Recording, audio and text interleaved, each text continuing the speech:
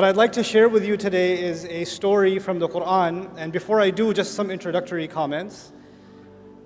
A lot of stories in the Qur'an have to do with the children of Israel, many of them. And many of the prophets mentioned in the Qur'an are the prophets of the Israelites. But if you compare what's in the Bible and in Jewish literature about their history, and you compare it to what is in the Qur'an about their history, you'll see a huge difference. There's a lot less in the Qur'an. Allah chose in His final revelation to be very selective about which stories He's going to choose for His book. So there's very few stories in the Qur'an, and in fact, some of them aren't even found in Jewish literature, meaning Allah is telling us the lost chapters of Jewish history in the Qur'an. For example, the story of Musa and Khidr in Surah Al-Kahf is not found anywhere in Jewish literature. They don't have it. But it's a story about Musa alayhi salam, and one of the names of the Torah to the Jewish people is Torat Musa. It's the Torah of Musa, and yet one of the stories of Musa that's in the Qur'an is not even found in their tradition. And so the first observation, the thing I want you to think about, is that Allah gave us this book to guide humanity until Judgment Day, starting with guiding Muslims. When Muslims find Allah's guidance and live by it, it will make easier for the rest of humanity to find that guidance and live by it. So the first audience is us, and by extension, that becomes the rest of mankind. And for our guidance, Allah chose one of the key pieces, one of the key devices by which Allah chose to guide us is telling stories and selecting very, very special stories. So before I even start this story, I want you to just set your mind in a certain way. Why would Allah choose these very particular stories? Because these are the stories that are going to repeat themselves throughout the story of humanity. None of these stories are dead. All of these stories are alive. All of these stories replay themselves in newer and newer ways. So we have to look at the stories of the Qur'an not just as something that happened thousands of years ago, we have to look at it as something that might even be happening right now. This is the Qur'an's way of even doing contemporary commentary, a commentary on current affairs, a commentary on our reality. This is the mindset that if you remember nothing else about this lecture, I want you to remember that the next time you engage with a story in the Qur'an. Now I'm going to take you to a little bit of history. Where were the Israelites enslaved? Egypt, very good. And the Egyptians were a massive empire. They were a superpower. And they were in dominant power for thousands of years. They had a huge, huge dynasty and incredible architecture, and they were leading the world. In fact, they were the world's dominant power, and other royalties used to send their children to get their education in Egypt. So they used to get a student visa and go there to study, right? And their architecture was superior to everybody else. Their monuments were superior to everybody else. Their agriculture was superior to everybody else. They had this dominance and this feature in the world. In fact, they were so impressive that later empires, even after the Egyptian empire collapsed, later empires tried to copy the Egyptians or describe themselves as the new Egypt, right? They're the new Egyptian empire. So the Romans, even after they took over, and the Egyptian empire had long collapsed, they would take monuments from Egypt and take them to all different parts of the Roman Empire to say, we're the new Egypt. You'll see an Egyptian obelisk next to the Blue Mosque in Turkey for a reason. You'll see a pyramid on the dollar bill for a reason. These are symbols of power, and they acknowledge the superpower status of these people. Now, the Israelites, coming back to the Israelites, they were slaves. Now, let's talk about the religion of the Egyptians. It's thousands of years old. But one thing that was very important in their religion was the cow. They had many, many monuments and statues and carvings of golden cows. And they had multiple gods. They believed in many gods, and a couple of their gods, one of their gods was a bull, Apis. And another god, which is female, was a cow, Hathor. And Hathor was, they associated, the bull was associated with protection against the enemy. It was associated with power and might and stability. So the more they worship this cow, the more the empire becomes stable and is able to defeat its enemies. And the cow that was the female, the Hathor cow, its symbol was it gives us milk, it gives us the leather, it gives us the meat, it gives us the bones, it tills our soil, it's our mother. Muslims call Allah, one of Allah's names is Ar-Raziq, the provider. For them, the Raziq was the cow. So they worshipped the cow and they revered the cow, and the reason they did it is they want to make sure it rains, they want to make sure they don't get disease, they want to make sure their children are born healthy. In fact, some historians even argue that whenever there's a pharaoh that's going to take over government, the way you can tell that he's legitimately the new king is he has to drink from the sacred cow.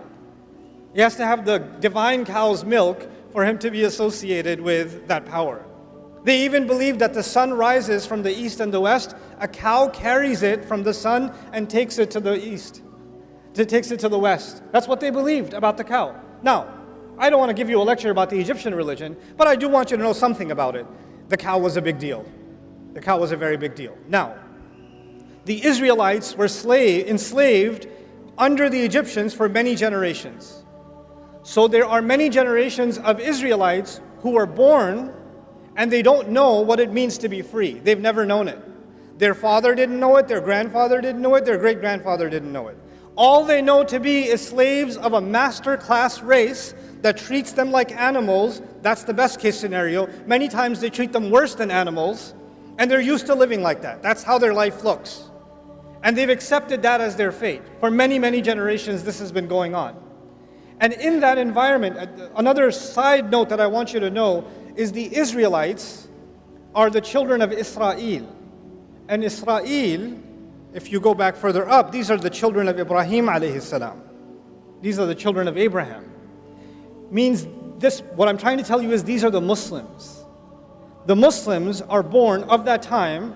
From our perspective, those who believed in those prophets were the Muslims of that time. So we don't call them the Jews of that time. From our perspective, we call them the Muslims of that time.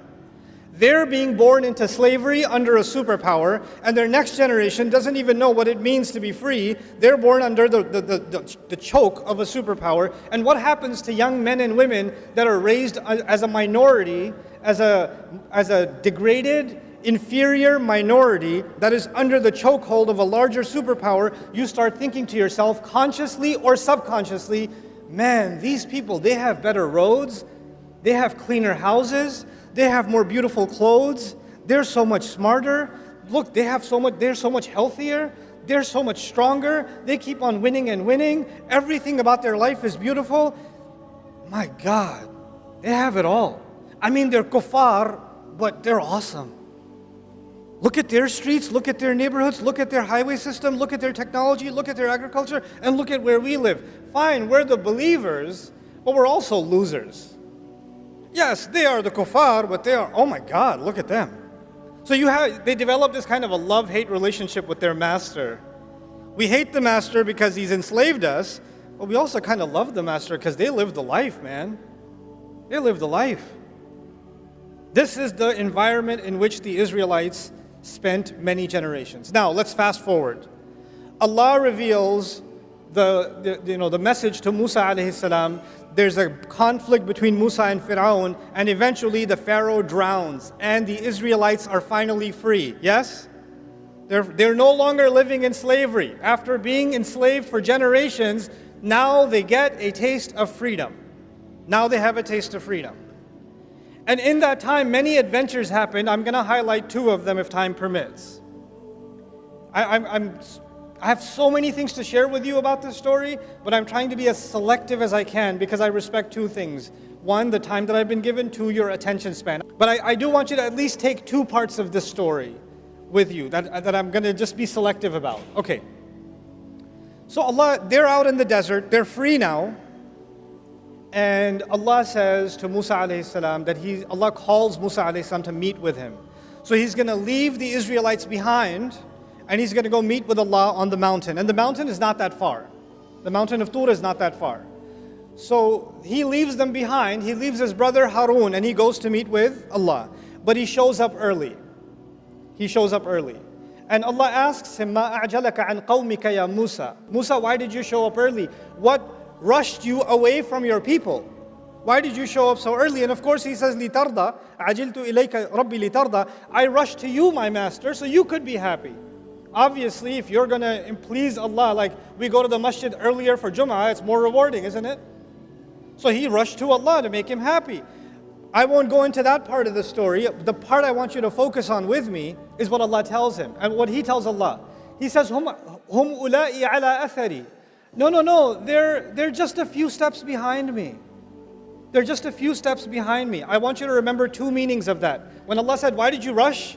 He said, there's a few steps behind me. Number one, it means they're not that far away. If there's any trouble, I'll just run back down and I can get there in 20 minutes, no problem. That's one meaning. The other meaning is, look, they followed me through the water.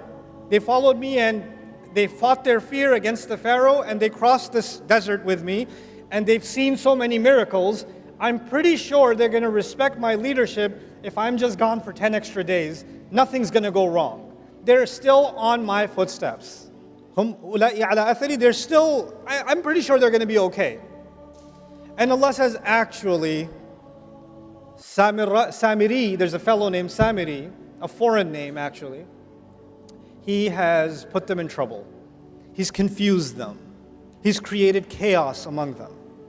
So now I'm going to take you to Samiri and what chaos was created. While Musa alayhi salam was gone, this fellow Samiri, basically what he does is he collects all of their gold. Whatever gold they had from all their savings, they collected and they ran off from Egypt. And somehow he collects all of it from them, melts it down, and turns it into the statue of a guess what? A golden baby cow. A golden cow. Which suggests a couple of things. One, it might suggest that they didn't have enough gold to build a cow, so they had to go with a baby cow. Right? So that might be one reason. Another reason might also be if you study the ancient Egyptian religion, they would take the baby calf, bring it into the temple, put gold on it, and then put it in a special area where nobody will bother it until it grows up because it's meant to be a godlike cow that was specially chosen. So he's like starting off with a baby cow. He's starting there. Now, this whole cow business, does it have anything to do with Islam or does it have to do with the Egyptian religion? This is the Egyptian religion for thousands of years. And these Israelites lived as slaves and psychologically occupied for many generations under the Egyptians, yes? So all of a sudden he builds them this cow and he makes openings in it so when the wind blows it makes a mooing sound. And all of a sudden you find that many Israelites are now worshiping this cow.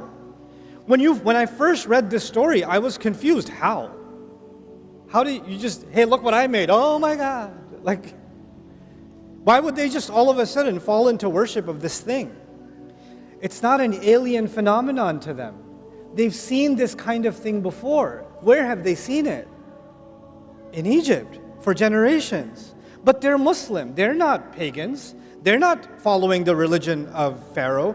No, they're not following the religion of Pharaoh, but something happens in the conscience of believers and the conscience of minorities when they live under a powerful majority. You start thinking their roads are better, their clothes are better, their homes are better, their armies are better, their wealth is better, their religion and their philosophy and their way of life and everything they think important must also be what? Better. Which is why you can find Christmas trees in homes in Karachi. This is the reason. You start adopting, you say, oh, we hate them, they have all the power, they have all of this. But you know, they are better. They are, and you start taking some of those values and you start mixing them in with your religion. And you say to yourself, well, I mean, if they became a superpower, obviously they were doing something right. And if they keep praying to these cows to protect them and to nourish them, clearly they got protected and they got nourished. So it's not like they're all wrong. Fine, I'm Muslim, but I mean, I don't want to take my chances. It can't be, it's not like I'm leaving Islam. It's just a little bit, it's shirk with a lowercase s. Right? It's not that bad. So they tell themselves that this is okay. Anyway, so as they do this and they accept this cow for worship and all of that, Musa alayhi salam comes back and he's absolutely shocked, right? And the reason I wanted to share this story with you is two parts. One part of it is, why did Samiri do this? What got into him? Like what was his agenda? We need to understand Samiri because he's important enough that Allah named him in the Qur'an. Like that's a big deal. Most people don't get named. He got named. And the other side, I want you to understand what happened to the Israelites.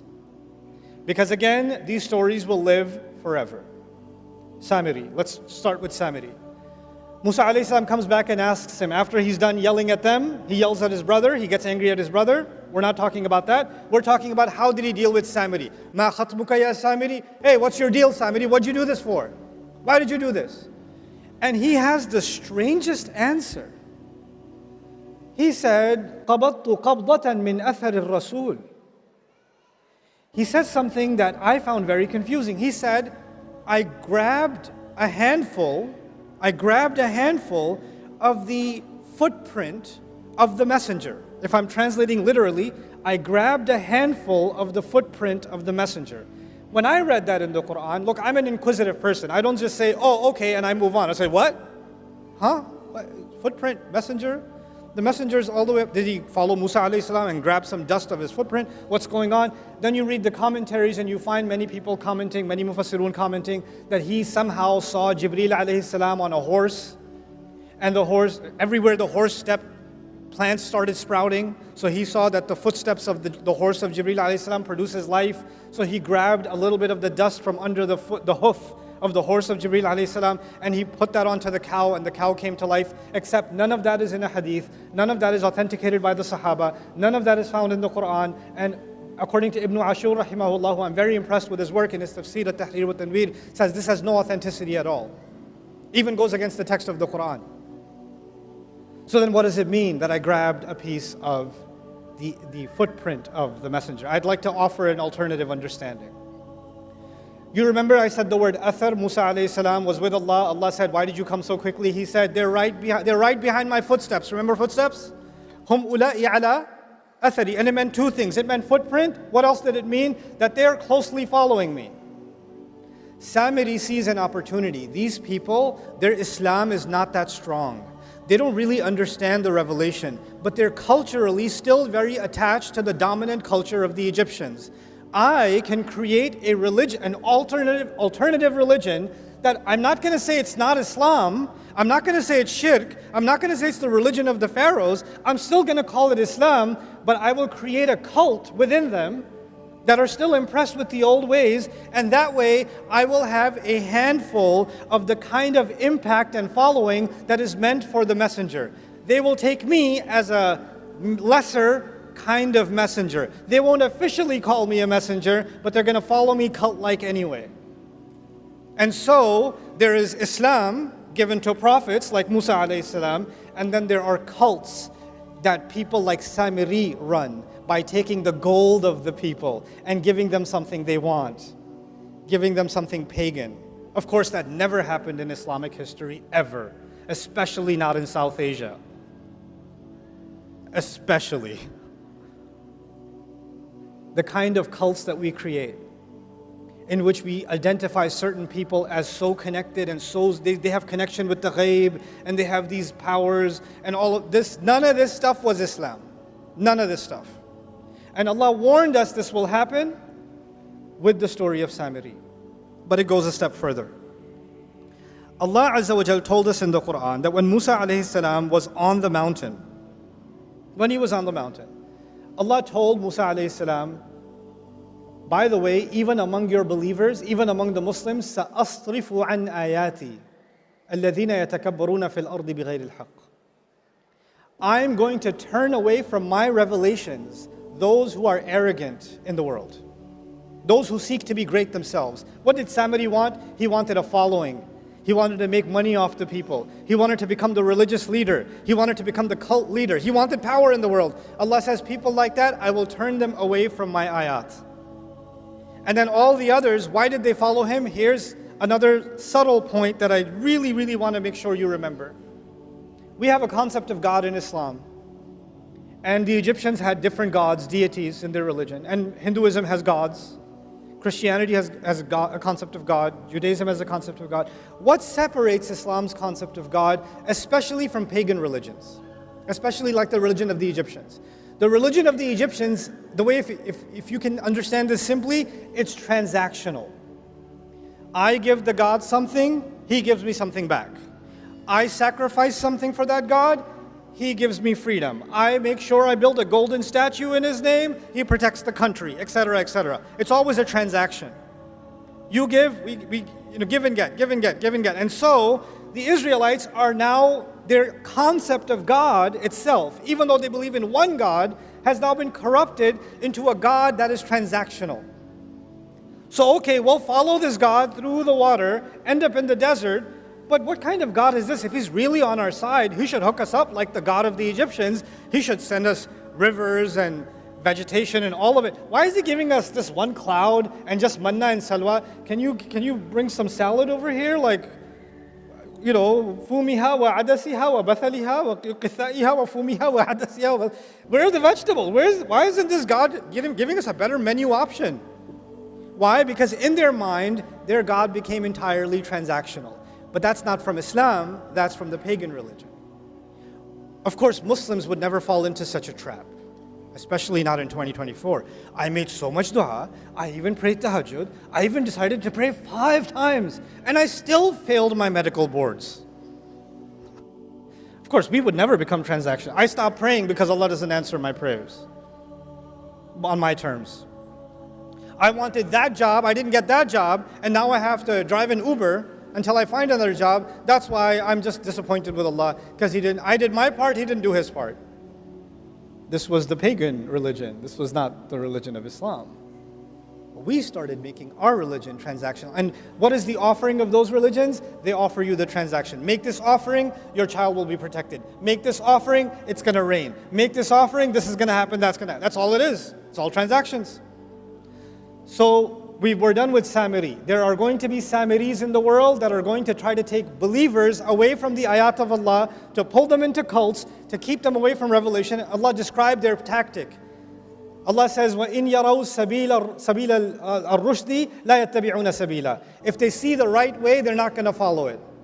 And if they see the deviant way, they'll follow it immediately. Now let's take a step forward. Musa alayhi salam comes back, sees this nonsense, and tells Samiri what he's done, tells him off, and then in front of him, shows him that he's going to destroy that cow. He starts smashing it to bits. Now when he's smashing it to bits, if I'm one of the Israelites watching him do this, and I've been culturally enslaved for many generations, some part of me is like, is it going to thunderbolt right now? Is there going to be an earthquake? Because he's breaking oh my God, I can't watch. And then he's going to take it, break it, and he's going to drown it into what? The river. Interestingly, the same river that who drowned in? Pharaoh has already drowned, yes? It's as if Pharaoh drowned, but the poison Pharaoh put in these people still hadn't drowned. That also needs to drown. That's Samiri, fine. What about the other side? The other side is the people who followed him, the people who believed him. They still, even if the idol is broken on the outside, that doesn't necessarily mean the idol inside has broken. They still possibly believe it. So Allah reveals this interesting test to them that I had my beloved friend Ibrahim recite. Allah commands you to slaughter a cow. He tells the Israelites, you need to slaughter what?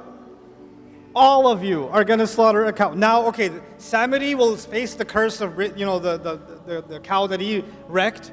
But now all of you better slaughter your cow. What is that going to prove? You no longer have any special connection with the cow. The idol worship that is inside you, hiding somewhere, needs to be broken. The cultural colonization that you're still living under needs to be broken. It needs to be slaughtered.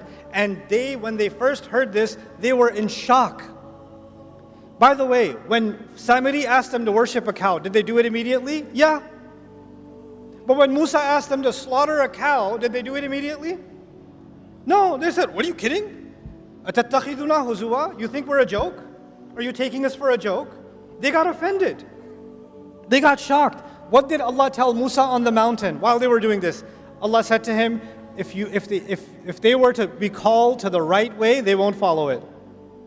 And if they see the wrong way, they will follow it. So what is going to happen to these people that get away from the revelation? When they see something crooked, easily followed. When they see the right way, they start asking a lot of questions. It's so complicated. I'm not sure. I have a lot of questions about salah. Where are you supposed to put your hands? I don't know where to put my hands. How far apart should your feet be? It's so hard, it's so difficult. But the Christmas tree is really easy. The wrong thing's super easy, but the right thing, I got a lot of questions. What kind of cow? I'm confused, what kind of cow? And what did Allah do? Allah said, a cow that's never been bothered. It's not too young and not too old. Which, by the way, not too young and not too old, perfect age, that would be the sacred cow in Egypt, isn't it? And then they said, oh, okay, yeah, fine, but color. And what color did Allah say? What color? Anybody know? Yellow, golden. Because you're meant to slaughter the gold. The more they're asking because they don't want to do it. And the more they're asking, the answer is taking them more directly to the one thing they don't want to do. It's taking them right back in that direction. And then he says, La shiyat, the last time they asked, okay, fine, we're confused. Can you just tell us more about this cow? Oh, it's a cow that's never been put to work. It's been left alone. It doesn't have a single blemish or a tarnish. Guess what? The sacred cows of Egypt, did they put them to work in the farm? No, they kept them in special areas and gave them luxury life. Right? It would be ironic if they gave them leather sofas. That would be kind of funny. But anyway. But the idea is, Allah is now describing the cows of Egypt by the story. And what's the most amazing part of this at the end is, Allah says, فَذَبَحُوهَا, they finally did slaughter it. But then Allah says, وَمَا كَادُوا يَفْعَلُونَ, and they almost didn't do it. Listen to that. They almost didn't do it. Why would Allah say that? Allah is telling us that for generations to come, whenever believers are going to be colonized, whenever believers are going to be dominated, and there's such a thing as political domination, military domination, economic domination, but there's also such a thing as a cultural domination, a psychological domination, a spiritual domination. And when you live subjugated for so long, you start developing an inferiority complex. And the people, white people are just smarter. What are you going to do? Starts coming inside your head. They're just better. When you're at school, you're being made fun of, you're less and less and less, and something in you says, if I act more like them, I'll be more acceptable. If I dress more like them, I'll be more acceptable. If I look more like them, behave more like them, if I change my name to sound more like their name, they won't ever accept me, but at least I'll feel like I'm closer to the winning team. The Pharaohs will never accept the Israelites as equals, but the Israelites are still enamored with their religion, isn't it? Your inferiority complex can get so strong that you're almost worshiping this culture and you've mixed it in with your religion. You're not willing to say that I've left my religion. No, I have my religion, but really I have a lot of affinity for all of this Pharaoh cow that lives inside me. So the reason I wanted to bring this to your attention is that there will always be, within the Muslim world, there will always be Samiris. Always. And there will always be Muslims who are going to be susceptible to having reverence for their own version of the cow. There's going to be something cultural, something economic, something in our practices. And we're going to have to take a deep look within ourselves. Where does our sense of pride, sense of value, sense of purpose, where does it come from? Where did we adopt these values from? Why are we so committed to being this way or that way? When you have a young child in school and they are trying to copy all of their other friends, and they're yelling and screaming at home because they don't have a device that all their other friends got for their birthday or whatever else, they're having a tantrum. What are we already preparing these kids for? The worship of the new cows of this generation. That's what we're preparing them for. Instead of being able to think for themselves and free themselves from it. Allah gave us these stories because these problems will never die. And we have to be aware of these problems so we can be mindful of them. This is the last bit of my message that I want to share with you tonight. This story occurs in Surah Al-Baqarah, towards the beginning of Surah Al-Baqarah. And the latter half of Surah Al-Baqarah, Allah told us that He made us a balanced nation. وَكَذَلِكَ جَعَلْنَاكُمْ أُمَّةً وَسَطًا. That's what He told us. Why is Allah talking about the Israelites first? You know what an orientation is? Here's the people that came before you that had your job. Here's why they got fired. You're up next. Don't make their mistakes. The reason the first half of Al-Baqarah is highlighting these chapters of the Israelites is because these are the exact mistakes that are most likely going to be repeated by the Muslims. So before Allah talks to us, He tells us about them. He tells us about them. And instead of focusing on the instructions that Allah has given that are so simple and so clear, if we start distracting ourselves with, oh, it's so difficult, there's so many schools of thought, I don't know where to put my hand, I keep trying to measure the size of my beard and I can't figure out which one I should go with, I don't know about, the texture of the hijab or this or that. The more you do this, you want to dive into the details, the color of the cow, the size of the cow, the more you want to do that, you know what's going to happen? You're going to continue to be culturally colonized while you're fighting over these minutia details. That's what's going to happen. It's time the Muslims liberate themselves mentally. Before we can liberate ourselves politically, economically, socially, psychologically, we need to liberate ourselves intellectually, spiritually, psychologically, emotionally, internally. It is time. Look, guys, we're in a crazy time in the world. Nobody could have imagined 5 years ago, 2 years ago, nobody could have imagined that there are going to be, there's going to be a white teenager in Ohio crying on TikTok about what's happening in Gaza. Nobody could have imagined that. Come on, what are you talking about? What universe are you talking about? Right? The world has changed. What's remarkable about the world today? There's a new level of awareness, and that will never go back. There's a new level of awareness of political injustice. But you know what? Take that as a sign. If the world can wake up to something that was happening in front of their eyes and they were blind to it for 70 years, and now they're waking up to it, well, you know what? Muslims, you have potential. You can wake up to what's in Allah's book. You can wake up to what Allah has given. I can wake up to it. It's time this ummah experienced an intellectual and a spiritual renaissance, and I believe this is the generation that's going to do it. Jazakumullahu khairan. Assalamu alaikum wa rahmatullahi.